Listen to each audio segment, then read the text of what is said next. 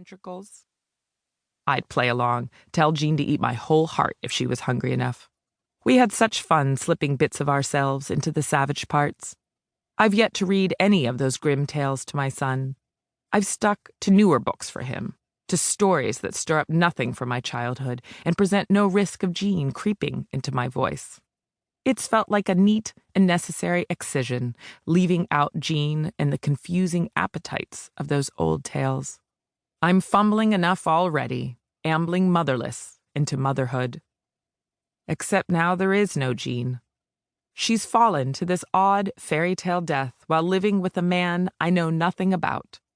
I hope what Elliot said on the phone about her slipping from the ladder is true, and that Jean died in the rapture of making these towers. Maybe my grief will be easier to bear over these last few hills if I keep this fairy tale going in my mind. I know even fairy tales that bend toward mercy have their brutal twists, and there's no returning to these hills without allowing Jean to gnaw at my heart again, to chew on my ventricles like strips of venison.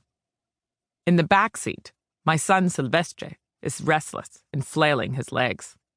I offer him the last of the apple slices I prepared for our long trip into these sinking mountains. I assure him this old truck, with its rattling plastic tubes, won't remain ahead of us forever. Jean. I'd had it with the new mailman. He kept peering in at me through the screen door like I was up to something indecent, sculpting cocks like Louise Bourgeois. I didn't have the forging equipment to weld anything cock-shaped. I was no Louise either. I was just trying to master the nature of a box. Everything I made was flat and six-sided, and I didn't need the new mailman snickering at any of it. I also couldn't keep the front door shut, not once the metal got molten enough to start releasing its fumes, and the argon gas from the TIG torch was doing its inert magic to the air. I tried to take the high road at first. I said please and called the new mailman by the name on his uniform. I said, "Kenny, could you please just leave the mail on the front steps, even if it's pouring?" I told him I didn't care if my bills got soggy. Kenny said sure, and then went on doing exactly what I'd asked him not to, creeping up to the screen door to spy on me. When he got here yesterday, I was sawing the heads off a new batch of spoons. I used the spoon heads for the capsules I started brazing onto my boxes to add a few lumps of surprise to the sides. I knew who at the flea market tended to have silver spoons. The silver ones were far softer to saw through than stainless steel. The real fun, though, was choosing what to place inside the spoon heads before I welded the capsules shut. I sealed all sorts of things inside. Bits of photos, the buds of pine cones, whatever I damn well pleased. Oh, I'd waited so long for these freeing days. Too long to put up with Kenny's mocking face.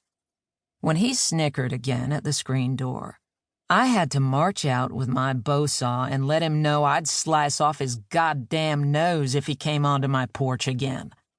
With half of this town packing heat when they went out for groceries, a threat with a saw seemed reasonable enough. This morning, at the creak of somebody coming up the front steps, I grabbed my bow saw again from the workbench. I was ready to let that bastard think I meant it. Except it wasn't Kenny. It was the woman who'd moved in next door a few months ago with 2 grown kids. I'd yet to speak to any of them. I'd been keeping an eye on the idle son, though, as one does when a young man moves in next door who does not appear to have a job or anything to do with himself besides sit out on the front steps, swiping at his phone screen and spitting in the grass. The daughter had more spark to her, marching off each morning to school in her purple high tops, never a minute past 8:15. She had darker skin, and I guessed probably a different father than her older brother. Their mother didn't step outside much. Her arrival on my porch was the first time I'd seen her up close, her dim blue eyes and limp blondish hair. She had a depleted expression that was quite a contrast to the leaping pink dogs on her t-shirt.